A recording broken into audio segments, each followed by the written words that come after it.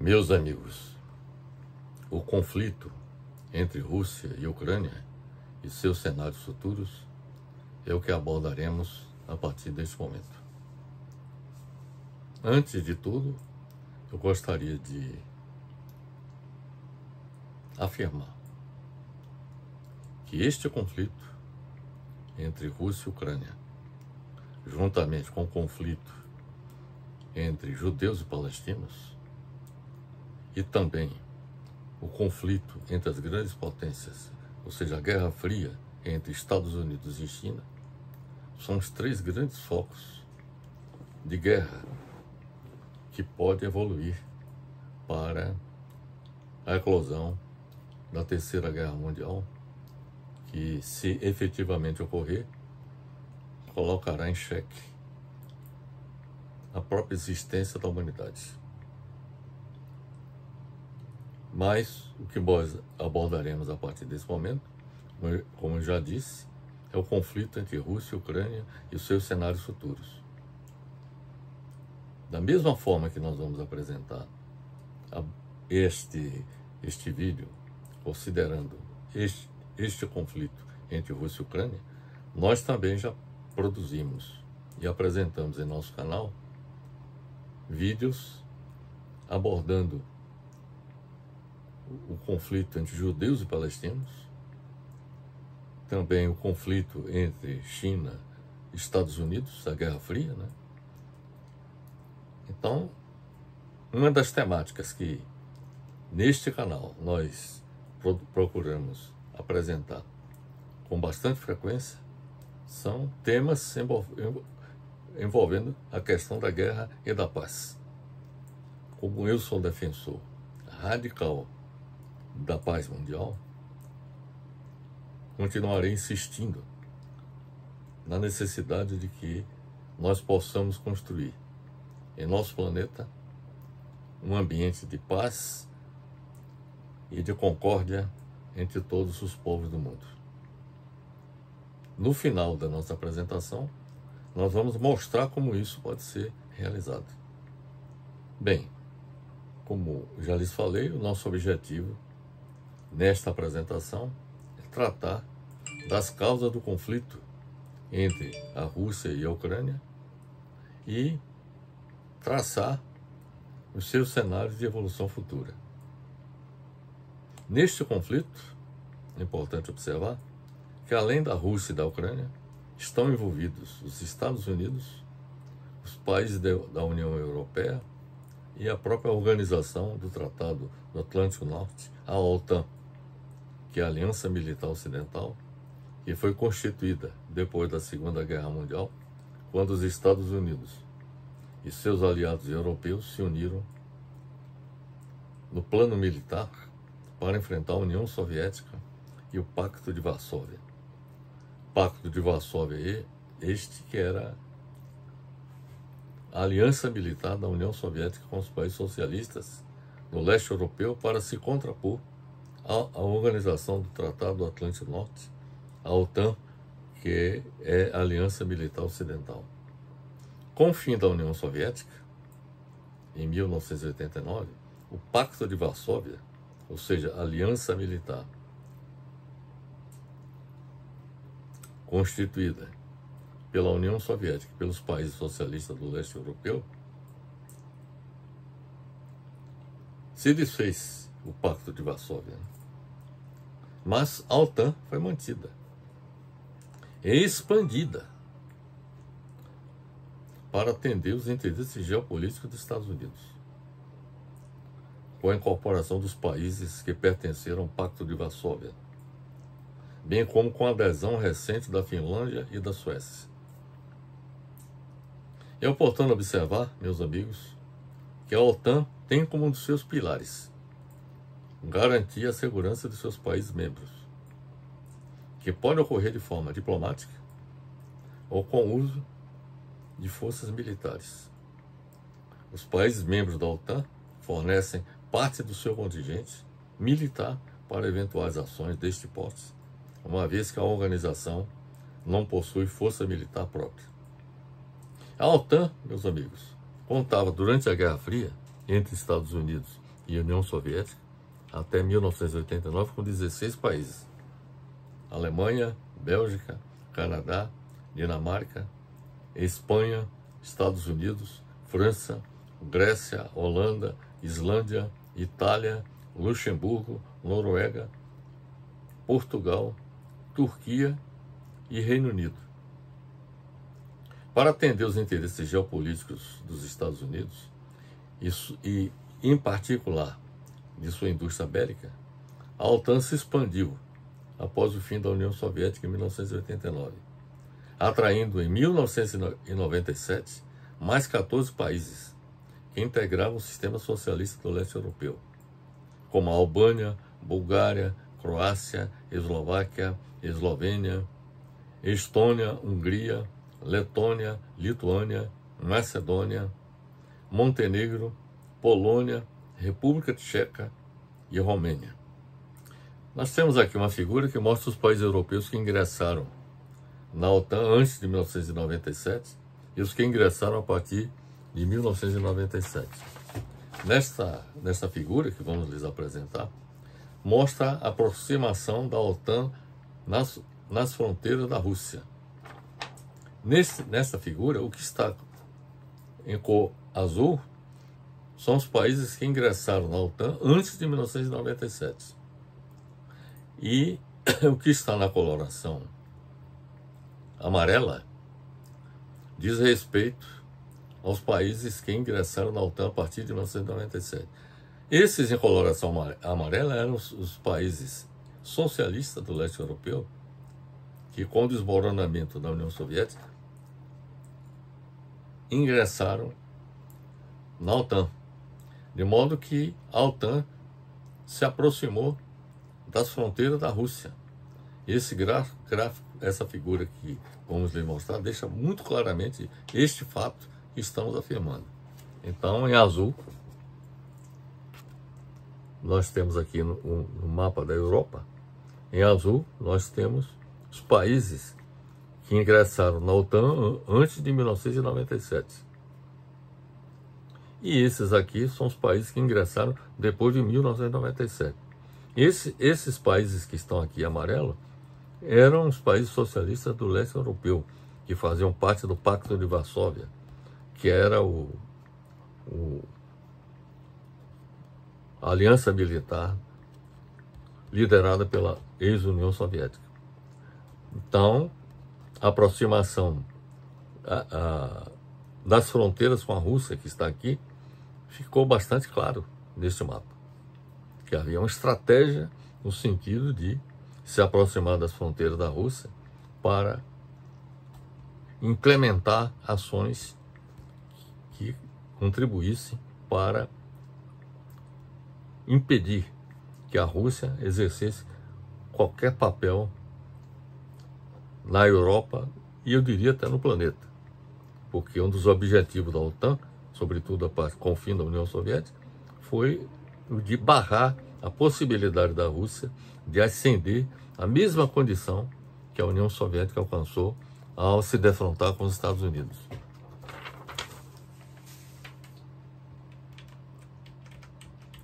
Com o fim da União Soviética, em 1989, e do Pacto de Varsóvia, aliança militar dos países socialistas do leste europeu, a OTAN, que é a Aliança Militar Ocidental, se expandiu, conforme nós mostramos na figura anterior. Começando pelo Mar Báltico, onde estão Letônia, Lituânia e depois atravessou a Europa Central, passando pela intervenção nos Balcãs, ex-Iugoslávia, por exemplo, o desmantelamento da Iugoslávia, quem provocou foi exatamente os Estados Unidos e com a intervenção da OTAN na Iugoslávia.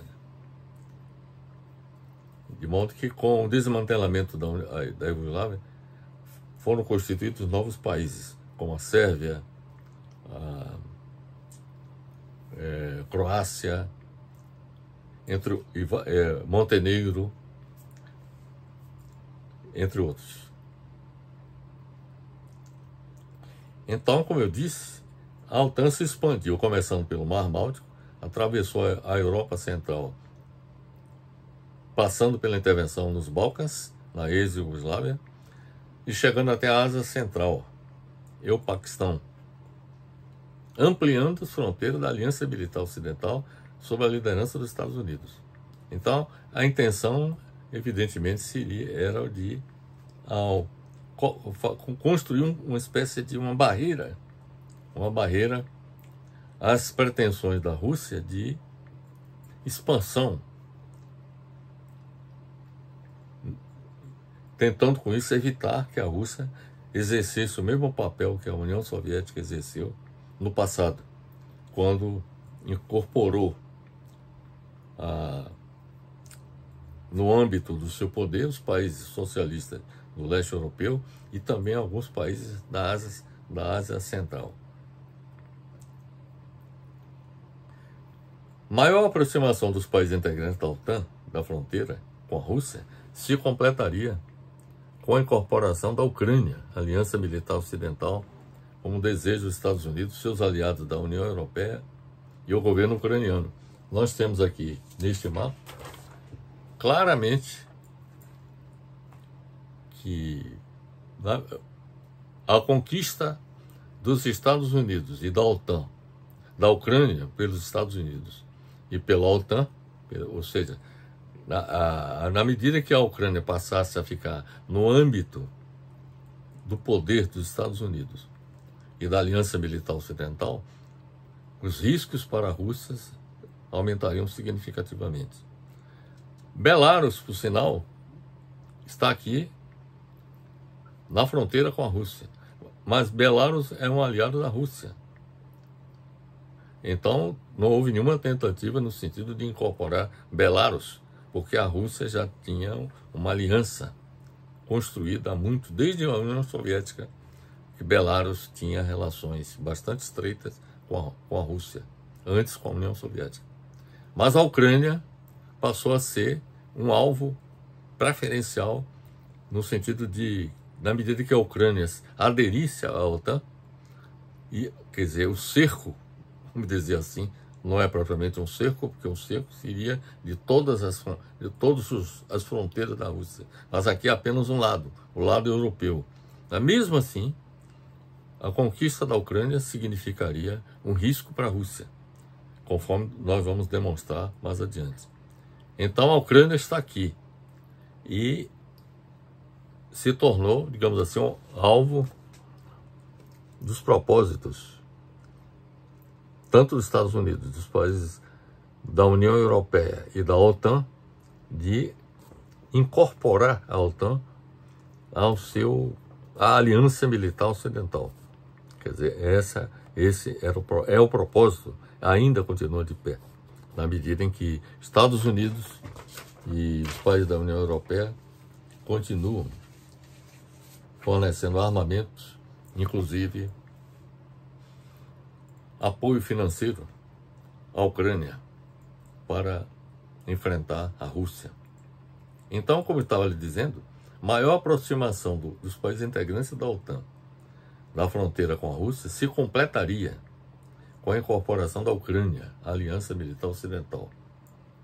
Tudo isto faz parte da estratégia dos Estados Unidos e de seus aliados europeus de se aproximarem das fronteiras da Rússia, que é considerada a Rússia, juntamente com a China, inimiga das potências ocidentais, devido ao propósito dos governantes russos, sob a liderança de Vladimir Putin, de fazer com que a Rússia volte a ter o mesmo poder que o exercido pela União Soviética no cenário político internacional, e também devido à aliança militar celebrada em 2000 entre a Rússia e a China,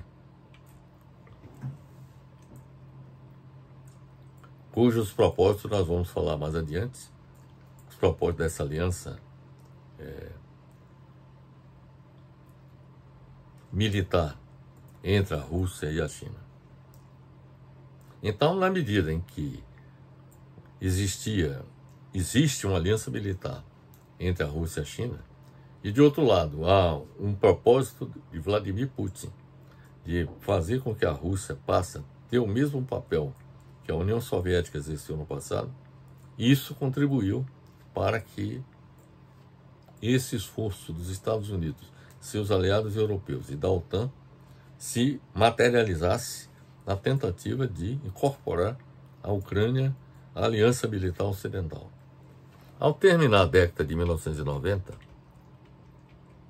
é importante observar que a distribuição geopolítica das novas bases militares norte-americanas não deixa dúvidas sobre a existência de um novo cinturão sanitário, separando a Alemanha da Rússia. Naquele mapa, naquela figura que nós mostramos, aquele cordão, quer dizer, aquela barreira que foi construída com a incorporação dos países do leste europeu, significa a criação de um cinturão sanitário, separando a Alemanha da Rússia e também, na asa central, separando a Rússia da China, tentativa de separar a Rússia da China. Diante da iminência de a Ucrânia se integrar à OTAN, que tudo estava caminhando nessa direção, inclusive na Ucrânia, há vários anos,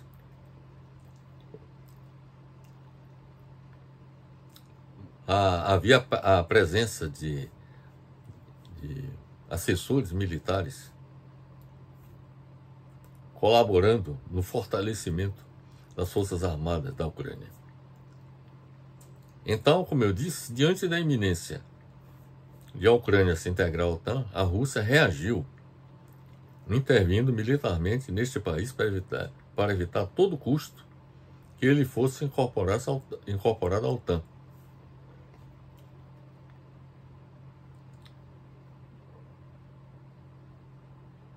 A invasão da Rússia começou com dezenas de ataques com mísseis em cidades por toda a Ucrânia, antes do amanhecer de 24 de fevereiro de 2022. Então, nós temos uma guerra que está completando 2 anos.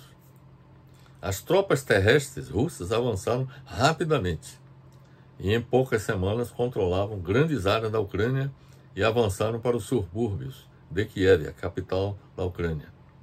As forças russas bombardearam Kharkiv e tomaram o território no leste e no sul até Kherson e cercaram a cidade portuária de Mariupol. A intervenção militar da Rússia na Ucrânia fez com que os Estados Unidos e os países da União Europeia fornecessem maciço apoio militar à Ucrânia, através da OTAN, para se defender militarmente da Rússia. Nós temos uma figura que mostra as regiões da Ucrânia atualmente ocupadas militarmente pela Rússia e que sofrem constantes ataques do exército da Ucrânia, que é apoiada pelos Estados Unidos, países da União Europeia e OTAN. Nós temos aqui esse mapa que mostra as áreas ocupadas pela Rússia neste conflito. Então dá para perceber que a Rússia construiu uma espécie de uma barreira em relação às suas fronteiras. Aqui está a Rússia e aqui a Rússia está aqui. Aqui está a Rússia, aqui está a Ucrânia. Aqui é a parte do território da Ucrânia que foi ocupado pelo exército, pelas forças armadas da Rússia. Então ocupou esse território. Já a Rússia já controlava a Crimeia, que a Rússia ocupou a partir de uma decisão baseada num plebiscito, em que a população da Crimeia decidiu, por maioria absoluta, se integrar à Rússia e sair e deixar de pertencer à Ucrânia. Então, além dessa área ocupada pela Rússia, temos também a Crimeia. A Crimeia que fica no mar de Azov. De modo que, um detalhe que é importante observar, que inicialmente eu imaginava, e parece que também essa era a intenção, do governo da Rússia, de ocupar toda a Ucrânia, inclusive derrubando o governo de Volodymyr Zelensky. Mas uma experiência que todos os países vêm constatando é de que a ocupação militar de qualquer país é fadada ao fracasso. Porque mais cedo ou mais tarde, esse país se rebela, forças políticas e eu diria militares desse país se rebelam e expulsam o invasor. Isso aconteceu, por exemplo, no Vietnã, quando os Estados Unidos ocuparam o Vietnã, foram expulsos pelas tropas do Vietcong, que eram os revolucionários, as forças revolucionárias do Vietnã, claro que contando com o apoio da União Soviética, da China e também do Vietnã do Norte. Então os Estados Unidos que ocupavam o Vietnã do Sul foram expulsos. Outro exemplo também de expulsão é o caso, por exemplo, recente do Afeganistão. Primeiro houve a expulsão dos soviéticos, que dominavam o Afeganistão, eles foram expulsos. Houve uma resistência do povo do Afeganistão, sob a liderança do Talibã, expulsou os soviéticos do país. Depois os Estados Unidos ocuparam o Afeganistão, depois do atentado às Torres Gêmeas, em Nova York, ocuparam o Afeganistão e também tiveram que sair recentemente durante o governo Biden, que abandonou o Afeganistão simplesmente porque não tinham condições de sustentar diante da resistência apresentada pelo Talibã. Um outro exemplo também de um país que foi ocupado militarmente e que apresentou também um grande sucesso do ocupante foi, por exemplo, o caso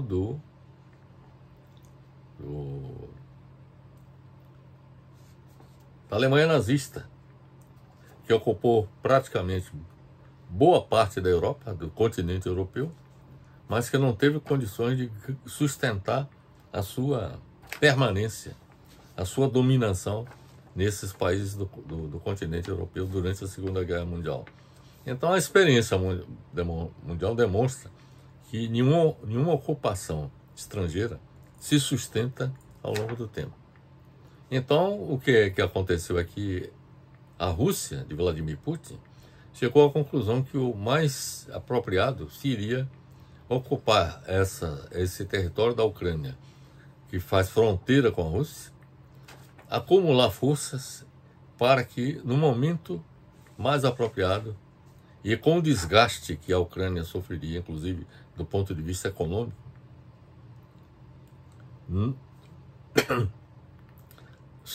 se dobraria, vamos dizer assim, a Rússia, até seguindo uma máxima do grande general chinês chamado Sun Tzu, que em sua obra Arte da Guerra afirmou que o objetivo da guerra é a conquista da paz, mas que a estratégia que deveria ser perseguida na guerra era derrotar o inimigo, sem que necessariamente use da força. Então, por exemplo, o fato das forças russas estacionarem nessa parte do território da Ucrânia, o fato das forças da Rússia estacionarem nessa parte do território da Ucrânia, significa criar as condições para mais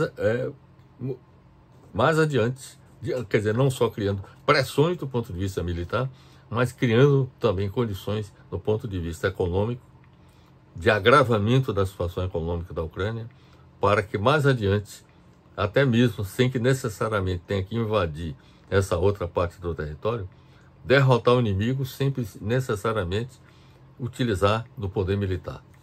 Então esta é, na minha opinião, a estratégia adotada por Vladimir Putin.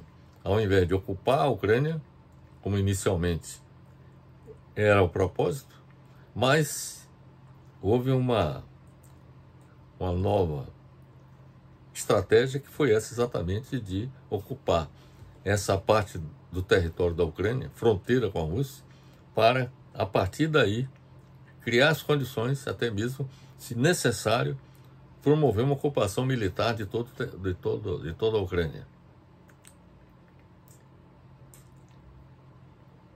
A intervenção militar da Rússia na Ucrânia fez com que os Estados Unidos e os países da União Europeia fornecessem maciço apoio militar à Ucrânia, através da OTAN, para se defender militarmente da Rússia. Isso nós já afirmamos anteriormente. Ao invés de tentar negociar uma solução de paz para a guerra na Ucrânia, que tem, no passado, na época da Guerra Fria, entre Estados Unidos e União Soviética, quando havia qualquer conflito dessa natureza, os governantes dos Estados Unidos e da União Soviética buscavam um entendimento, negociavam pelo menos uma paz provisória. Por exemplo, no caso dos mísseis de Cuba, em 1962, a União Soviética colocou mísseis em Cuba, e isso criou uma situação que poderia resultar na eclosão da Terceira Guerra Mundial, em 1962. Isso não aconteceu porque houve um acordo entre o presidente Kennedy dos Estados Unidos e o governante russo Nikita Khrushchev. Os dois acertaram o seguinte, que os russos, a União Soviética, retirariam os mísseis de Cuba e os Estados Unidos retirariam seus mísseis da Tchecoslováquia.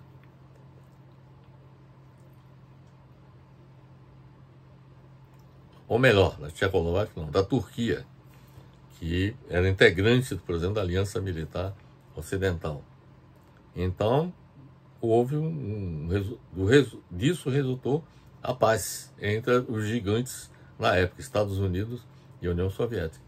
Mas não foi o que aconteceu com o governo Biden, que preferiu armar o governo da Ucrânia para resistir à invasão russa e estabelecer sanções econômicas contra o governo da Rússia e contra seus cidadãos. O fato é que a invasão russa à Ucrânia beneficiou economicamente os Estados Unidos, sobretudo sua indústria bélica, que aumentou as exportações de armas em mais de 14% e respondem por 40% das transferências globais de armamento. Quer dizer, a indústria bélica mundial dos Estados Unidos domina 40% do mercado mundial de armamentos. O Congresso dos Estados Unidos tem aprovado sistematicamente verbas voltosas para o fortalecimento militar da Ucrânia, desde a invasão russa, em fevereiro de 2022, tanto quanto os países da União Europeia, cujos gastos militares com a guerra na Ucrânia chegaram a 480 bilhões de dólares em 2022. As causas da guerra entre a Rússia e a Ucrânia são, portanto, sobretudo geopolíticas e estratégicas. A chegada de Vladimir Putin ao poder na Rússia no ano 2000 modificou radicalmente este quadro geopolítico, até então muito desfavorável para os russos. Vladimir Putin no poder marcou o início da recuperação geopolítica da Rússia, cuja posição tinha sido muito enfraquecida durante a década de 1990, com o governo Yeltsin, que assumiu o poder após o fim da União Soviética. Vladimir Putin, meus amigos, representa a ascensão ao poder de uma ampla e sólida coalizão de interesses econômicos e políticos russos, que se uniram contra a necessidade de recompor as bases mínimas de operação de um Estado capitalista moderno, porque a Rússia ela se integrou ao sistema capitalista mundial. Então, o propósito de Vladimir Putin e dos detentores do poder na Rússia, propósito, desde que eles assumiram, que Vladimir Putin assumiu o poder, foi o de construir um Estado capitalista moderno na Rússia, que superasse a fase selvagem e predadora da acumulação primitiva na Federação Russa, com Yeltsin no poder na década de 1990. A recuperação geopolítica da Rússia foi possível graças à afirmação de um projeto nacionalista de recuperação do Estado russo por parte de Putin. E esse foi um dos fatores determinantes da aproximação da OTAN, dos Estados Unidos, das forças militares da OTAN, dos Estados Unidos e da União Europeia, das fronteiras da Rússia. Foi a partir de 2000 que a Rússia resolveu desenvolver uma parceria estratégica com a China. Esse também foi um outro fator. A Rússia considerou que a China poderia ajudá-la na sua resistência às ambições geopolíticas dos Estados Unidos, tanto na Europa Oriental, quanto no Cáucaso ou na Ásia Central. A Organização da Cooperação de Xangai foi criada em 2001 pela Rússia e pelos Estados Unidos. Foi uma aliança construída entre esses dois países em termos militares e de combate ao terrorismo, ao fundamentalismo religioso e ao separatismo na região da Ásia. Esses são os propósitos dessa Organização de Cooperação de Xangai. Mas o aspecto principal é a aliança militar entre a Rússia e a China. Bem, são dois os cenários futuros para a guerra entre a Rússia e a Ucrânia. No primeiro cenário, o conflito bélico se restringe à Ucrânia, como está acontecendo até o presente momento. No segundo cenário, o conflito se estende pela Europa e pelo mundo. Depois eu vou explicar como se estenderia pela Europa e pelo mundo. Se o conflito se restringir à Ucrânia, a Rússia manterá em seu poder os territórios ucranianos já conquistados, até que, acumulando forças, venha ocupar militarmente toda a Ucrânia para impor sua vontade ao inimigo. Aqui, eu diria que os russos estão em compasso de espera, acumulando forças para, mais tarde, se necessário, ocupar toda a Ucrânia. Então,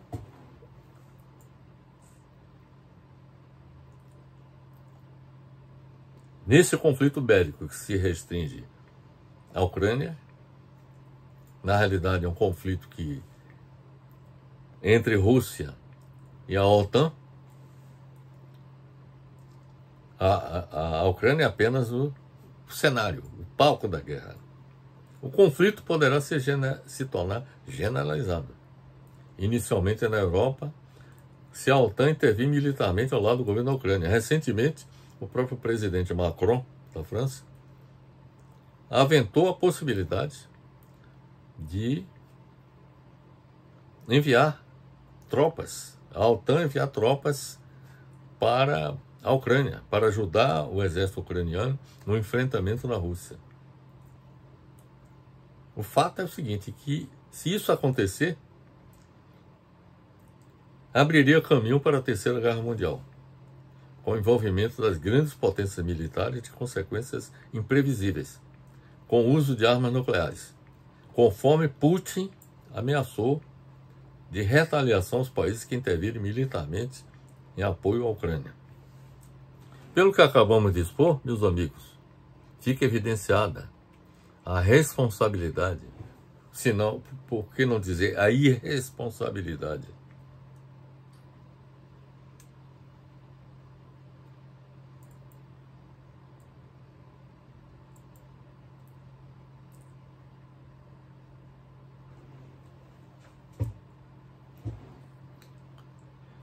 pelo que nós acabamos de apresentar, fica evidenciada a irresponsabilidade do governo dos Estados Unidos por criar a possibilidade de eclosão da Terceira Guerra Mundial. Por quê? Promoveu a expansão da OTAN desde 1997 em direção às fronteiras da Rússia, que se completaria com a incorporação da Ucrânia à Aliança Militar Ocidental.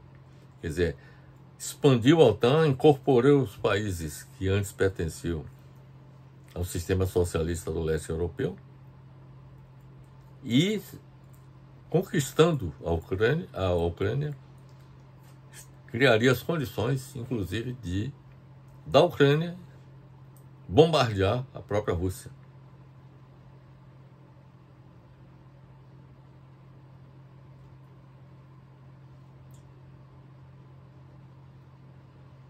Então, fica clara a irresponsabilidade do governo dos Estados Unidos e também dos países europeus pela possibilidade de eclosão da Terceira Guerra Mundial. Os governos dos países da União Europeia são também irresponsáveis, porque criaram a possibilidade de eclosão da Terceira Guerra Mundial, porque estão dando sustentação à irracionalidade do governo Biden no conflito com a Rússia. Por sua vez, a ONU é outro grande irresponsável por criar a possibilidade de eclosão da Terceira Guerra Mundial, porque não tem contribuído no sentido de buscar o fim da guerra na Ucrânia. E, ao contrário, está colaborando para seu acirramento, com resoluções anti-Rússia aprovadas pela Assembleia Geral. Então, tudo conspira no sentido de que esse conflito possa evoluir para a Terceira Guerra Mundial. Várias são as lições da guerra entre a Rússia e a Ucrânia. Quais são as lições? A primeira lição é de que nenhum país do mundo está seguro, de que não possa ser invadido pelas grandes potências se não atender aos seus interesses. Isso já aconteceu não só na invasão da Rússia em relação à Ucrânia, mas os Estados Unidos invadiram o Vietnã, invadiram a Coreia também na década de 50, invadiram o Iraque, o Afeganistão, o que tem sido uma marca do governo dos Estados Unidos, sobretudo a partir da Segunda Guerra Mundial, é o da invasão de países. Outro exemplo, eu diria até anterior à Segunda Guerra Mundial, o território dos Estados Unidos tem a dimensão que tem hoje, graças à incorporação de parte do território do México. Por exemplo, aquela região do Texas, aquela região que faz fronteira com o México, boa parte do território norte-americano foi conquistado ao México. Quer dizer, houve uma usurpação dos Estados Unidos do território mexicano. Então, a primeira lição é de que nenhum país do mundo está seguro. Isso está bastante claro. A segunda lição é de que o poder das grandes potências ocidentais, representado pelos Estados Unidos, União Soviética, entre outros países, e a OTAN, pode asfixiar a economia de qualquer país do mundo com a adoção de sanções econômicas e financeiras, como as realizadas pela primeira vez na história contra a Rússia. Então, este também é um outro fato, que qualquer país que desafiar o poder das grandes potências como Estados Unidos e os países da União Europeia, eles podem sofrer sanções econômicas e financeiras que podem levá-los à bancarrota. A terceira lição é de que a ONU não cumpriu seu papel de mediar o conflito entre a Rússia e a Ucrânia para evitar nefastas consequências da guerra e preservar a paz mundial. A quarta lição é de que a inoperância da ONU contribuiu para que os senhores da guerra de ambos os lados procurassem impor suas vontades com o uso do poder militar. No caso da Rússia e das grandes potências ocidentais, representadas pelos Estados Unidos, União Europeia, entre outros países, e a OTAN. A quinta lição é de que o direito internacional foi mais uma vez desrespeitado com a invasão da Ucrânia pela Rússia, como também já foi desrespeitado com a invasão dos Estados Unidos ao Iraque, ao Afeganistão, ao Vietnã e assim por diante.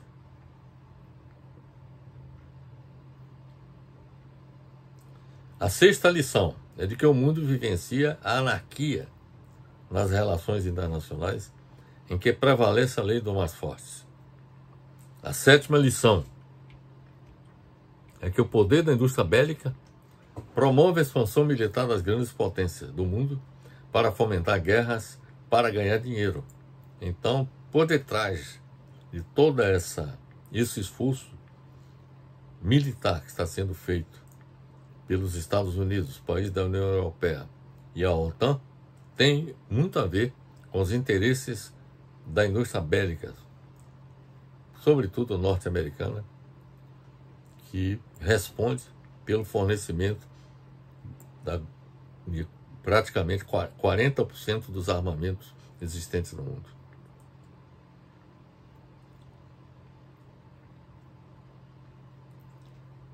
A oitava lição é a de que a guerra econômica dos Estados Unidos, União Europeia e OTAN contra a Rússia pode ser o estopim da Terceira Guerra Mundial, com a possibilidade de uso de armas nucleares. Os fatos da vida demonstram que a guerra entre Rússia e Ucrânia significa a continuidade da velha ordem mundial, em que os conflitos de interesses entre as grandes potências têm sido resolvidos a mano militare, isto é, por meios militares. Há séculos, a humanidade se defronta com conflitos entre as grandes potências, que não foram resolvidos pela via diplomática, e sim pelos meios militares, porque vivemos em um mundo sem um governo mundial e sem um direito internacional que seja respeitado por todos os países, especialmente pelas grandes potências que procuram impor suas vontades no nível mundial. Sem a existência de um governo mundial e um parlamento mundial democraticamente eleitos pela população mundial, bem como a existência de uma Corte Suprema Mundial, não há como o direito internacional ser aplicado efetivamente e ser respeitado por todos os países. Urge a humanidade se dotar o mais urgentemente possível de instrumentos necessários à construção de um mundo de paz.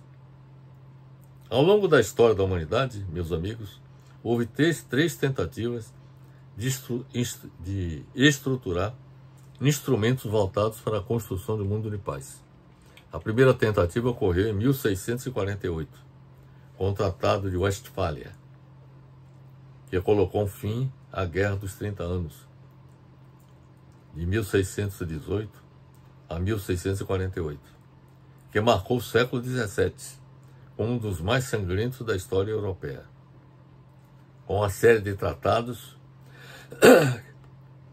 que encerraram a Guerra dos 30 Anos e também reconheceram oficialmente as Províncias Unidas, ou seja, a Holanda, ela nasceu a partir do Tratado de Westfália, como também a Confederação Suíça, a própria Suíça. A segunda tentativa de estruturar instrumentos voltados para a construção de um mundo de paz ocorreu com a criação da Liga das Nações em 10 de janeiro de 1920, nos escombros da Primeira Guerra Mundial. E a terceira tentativa de estruturar instrumentos voltados para a construção de um mundo de paz ocorreu com a criação da ONU, que é a Organização das Nações Unidas, que foi fundada em 1945, após a Segunda Guerra Mundial, e tem sido inoperante ao longo de sua história, inclusive no atual conflito entre Rússia e Ucrânia, e no conflito entre judeus e palestinos. A ONU tem sido um fracasso, verdadeiro fracasso na construção de um mundo de paz. Um insucesso na construção da paz mundial com o Tratado de Westfália, em 1648, com a Liga das Nações, em 1920, e com a ONU em 1945, demonstra a urgência de reconstruir a ONU para que ela possa exercer uma efetiva governança no sistema internacional, que possibilite mediar os conflitos internacionais e assegurar a paz mundial. Neste sentido, meus amigos, a ONU deveria ser reestruturada para se constituir em governo mundial. Essa é a minha tese, que eu tenho defendido há vários anos, em vários artigos e palestras que temos realizados e vídeos que temos produzidos através do nosso canal. Nós temos